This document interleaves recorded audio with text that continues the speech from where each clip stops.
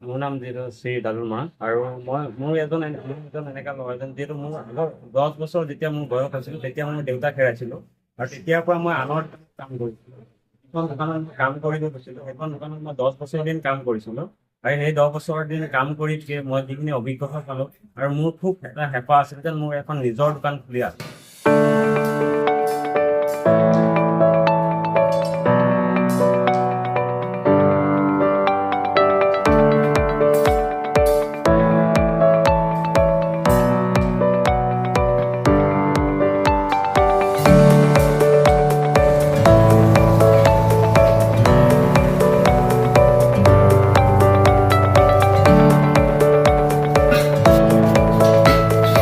মই সেই দোকানখন সপোন ৰাখিছিলোঁ যে মই নিজে এখন দোকান খুলিম বুলি। সেইটো উদ্দেশ্যত মই যিহেতু কাম কৰি আছিলোঁ আৰু কাম কৰি থাকি আজি মই পুৰা কৰিছোঁ।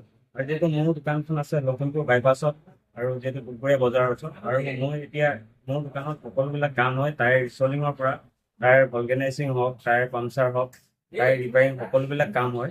আৰু যিহেতু মোৰ এতিয়া এইফালে আছে হাৱা টেংকি এটা আৰু এইফালে আছে মোৰ যিহেতু মটৰ, এইটো মই টায়াৰ ফাইল মাৰোঁ আৰু টায়াৰ ৰিচলিং কৰোঁ আৰু যিখিনি মোৰ টায়াৰৰ কাম আছে সকলো কামবিলাক কৰোঁ।